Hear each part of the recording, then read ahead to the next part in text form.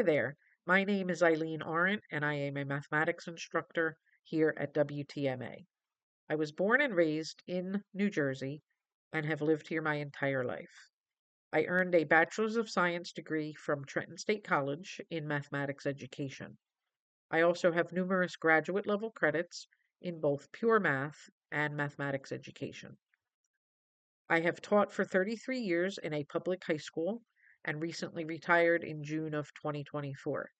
I taught every subject from pre-algebra through AP Calculus over my tenure as a teacher. I served as the department head teacher the last 9 years of my career, and I was very active in my school community. I love math, and I love teaching and tutoring math for so many different reasons. I would have to say, however, the main reason that I love the teaching and the tutoring is just seeing my students' confidence level grow and being able to further their own passion for the subject. Or, in some cases, taking a student who doesn't feel that they can do math and helping them to see that they can do math and might actually even enjoy it. I myself enjoy mathematics both professionally and even recreationally. I love any puzzle or game that has anything to do with numbers, number sense, etc. So I love to share about those puzzles and games with students whenever I can. Maybe the beginning or end of class, when we have a few minutes, I can, share a link to a puzzle or a game. I sometimes will share those through Desmos with my students just as an optional activity if they really do love the subject as well. In my classes, students can expect to feel encouraged to participate as often as possible. I firmly believe that you learn math the best when you're doing math, not just by watching it. I like to also use a variety of activities. So I will use things like which one doesn't belong, which is an activity that asks the students to choose from a set of 3 or 4 graphs, equations, etc., and identify which one they feel doesn't belong and be able to explain their reasoning. It fosters a lot of use of vocabulary, creative thinking, different ways to look at the topic. And again, there's really no right or wrong answer, which makes it an enjoyable activity, something where the students feel safe to participate. I also love to use Desmos when possible. That's an online tool. I also like to use an activity called Alike and Different. I just like to change things up as much as I can and find something fun and something that grabs the students' attention and again makes them feel safe to participate. I like to use practice sets during class as much as I can, whether it be just independent, then share, or on the whiteboard where I can watch the students participate as they work on the problems. I also like to use group work when I can through the whiteboard feature, the breakout rooms, whatever it may be. Typically, before a class, it is recommended that students review the weekly update that I send out and that they download the slideshow that's available on the classroom site and perhaps preview the sections of the textbook. Following a class session, I would highly recommend that students take some time to review their notes, make any notes of questions that they want to ask, and then either email me those questions or ask during the next class session. I also want to remind the students that there are recordings available should they need to consult those. I thank you for your time. If you have any questions, feel free to reach out to me, and I look forward to seeing you in one of my classes soon. Take care.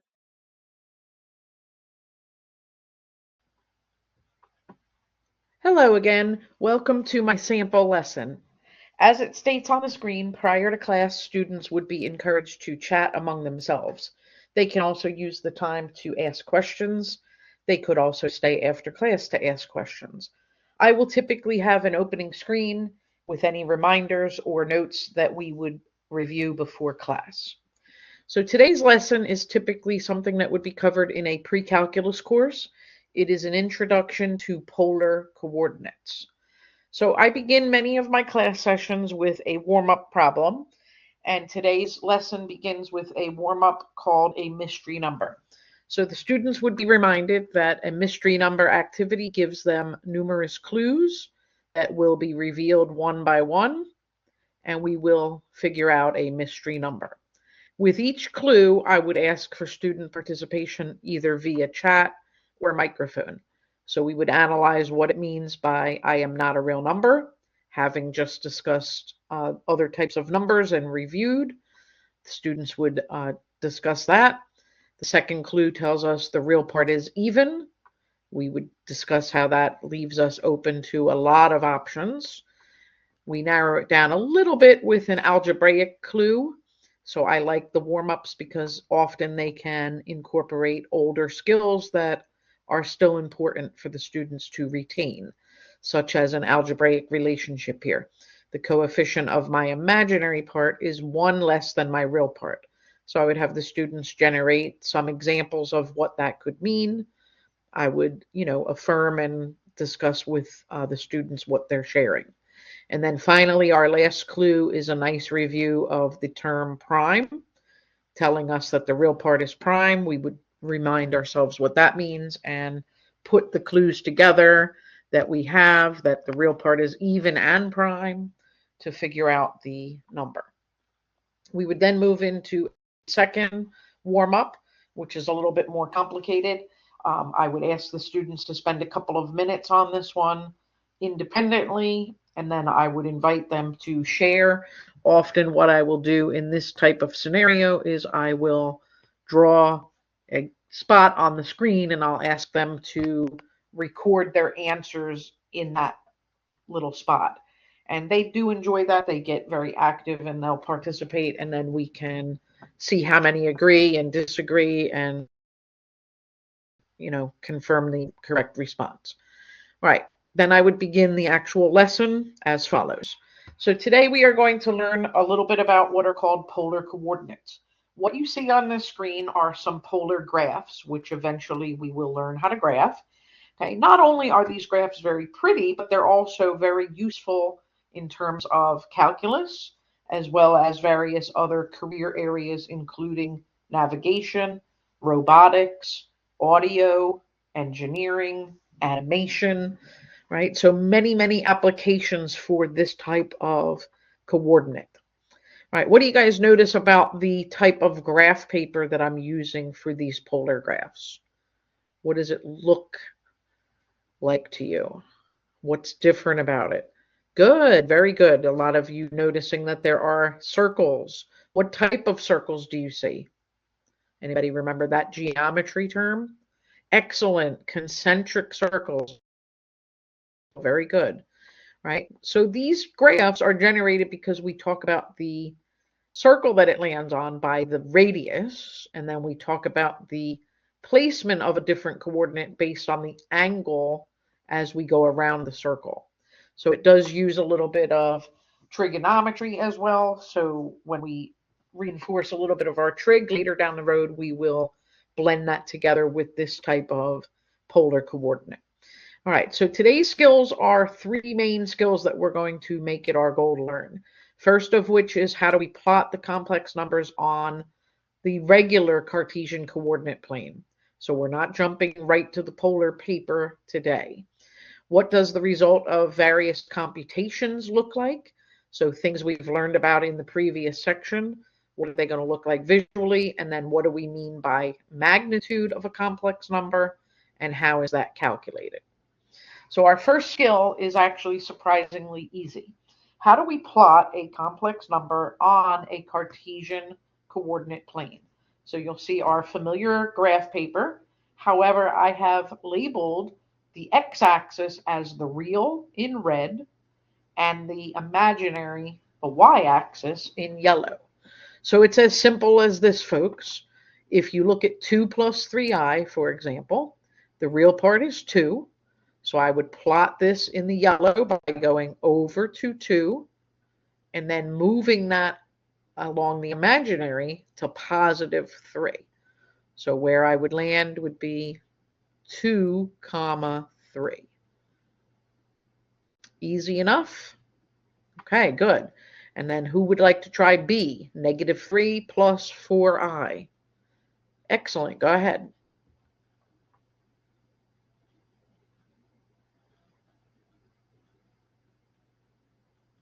All right. How many of you agree with that? Excellent. I do as well. Left 3, up 4. Very good. And then what about the last one? Negative 6i. So what about if it's pure imaginary? Very good. It's going to land on the imaginary, which is the yellow. So it's going to be down here at negative 6. Very good. Okay. Are there any questions on the basics about plotting? All right. It's really about learning a new system, so to speak, and after that, it's very easy. Okay, just make sure you remember which one's real, which one's imaginary, because certainly if you reverse that, that's going to be very detrimental. All right, so just make sure you remember which one's real, which one's imaginary. All right, next up, we are going to look at some computations and what they look like visually. So could somebody please go ahead and plot W, which is 3 minus 2i?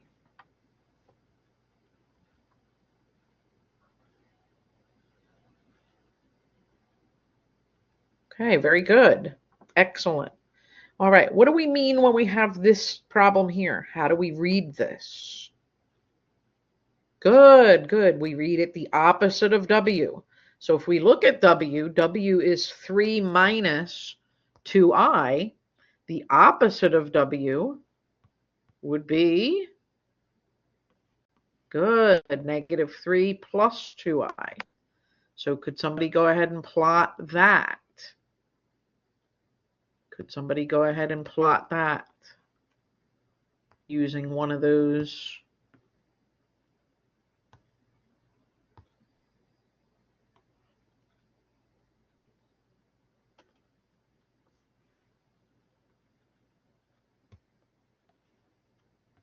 Very good. So we've got somebody going to graph the opposite.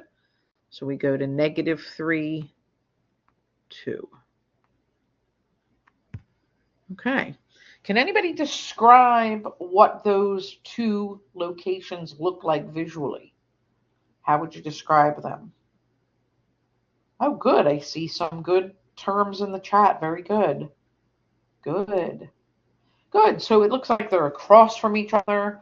Okay. Anybody remember a term from geometry? If we started at the origin and drew a line to each one, what can you tell me about the angle that's created? Good. So they're what we call opposite rays. Excellent. So if we were to connect them, okay, they would connect and make opposite rays from the origin to the yellow and the origin to the orange. Very good. All right, so let's try the next one. The next one we have negative 1 plus 5i. So could somebody please plot negative 1 plus 5i?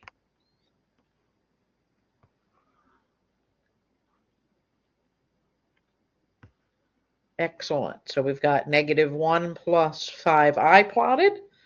All right, remember that W is the yellow one. Right? What does it mean to add those? Can somebody tell me the sum W plus V?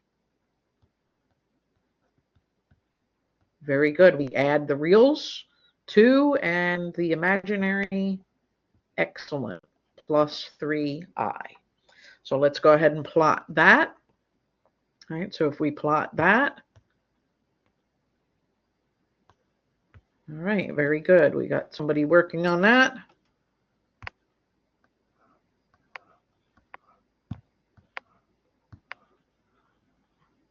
Two plus 3i. Excellent. Very good. Okay, now the visual for this is a little bit hard to see on your own. So what I'm going to do is I'm going to draw a couple things to try to help you. So the best I can, I'm going to draw a ray from the origin to the purple, which remember is V. And then I'm going to draw another line from the origin to the yellow, which if you remember is W. Okay. Now, does anybody see anything if we were to connect those two endpoints to the resultant sum in the white? Does anybody notice a shape? Bingo, good. We've got a parallelogram. So if we continue drawing, the actual solution forms a parallelogram with the original two complex numbers. So if anybody has a physics background, you may recognize this from physics because when you do these, even though we're not talking about vectors, the origin to each complex number basically is a vector. So if you've learned about that in physics, the terms they use in physics, like you use like the head and the tail of the vector, and you talk about the diagonal of the parallelogram and so forth. So we can see a little bit of an overlap to a physics topic. Right. Does anybody have any questions on the visual for opposite or for a sum?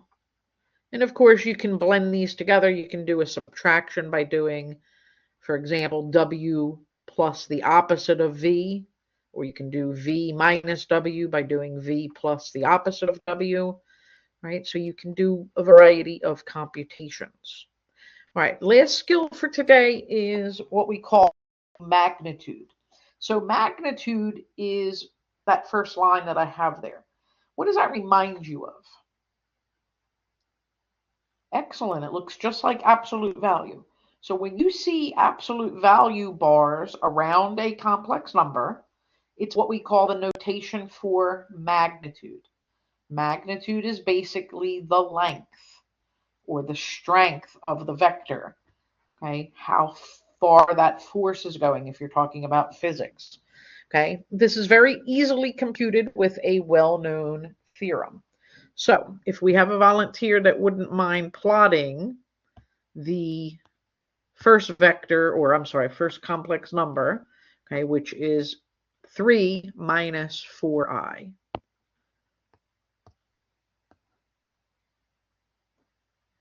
All right, very good. Go ahead.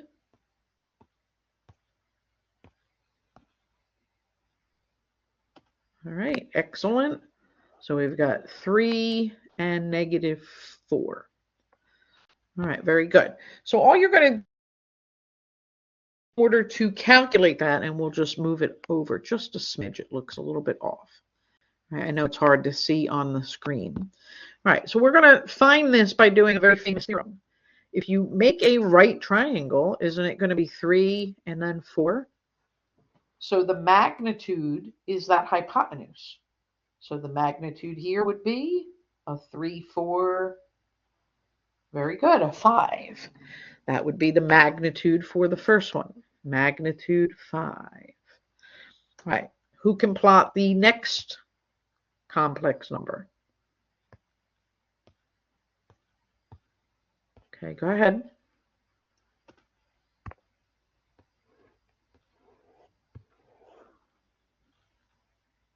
Okay, now we don't have room. You're absolutely right.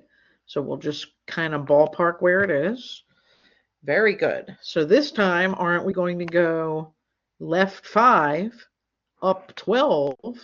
What the magnitude or hypotenuse? Excellent. Very good. We're doing very well remembering what are known as the triples. Now, of course, if you didn't have a triple, you would just do 5 squared. You could call that any variable you want, x. Very good. And you with the Pythagorean theorem. So is there any question what we mean by magnitude? Okay, so it's a familiar symbol, but it means something different when you're applying it to a complex number, right? So it's not anything like what absolute value would remind you of. Okay, so at this point in the lesson, I would ask students if they wanted to do any extra practice. I would invite them to share on this screen if necessary. Okay, we would, plot some extra ones. We would do some calculations with the magnitude, right? We would generate extra practice. And where I would ask some different questions, I would tell them about the fact that this is a use for polar coordinates in aviation, where your flight control people are looking at the screen and the little blips and the planes and so forth. And we could talk about the meaning of magnitude, for example. Which two planes appear to be the same distance from the control tower? So they would hopefully get the red and the orange or yellow gold one here as being the same distance or on the same circle. Right? We would start talking about that being the meaning of the radius. Right? I might ask them to talk about any that are appearing to be in opposite directions coming towards the airport. So it looks like the green and the purple are heading on the same path, but in opposite directions, right? We might talk about which one is the furthest from the control tower, right? The fact that the blue and the purple are both equally as far. A variety of questions. They might ask some questions, okay? Just a general closing discussion.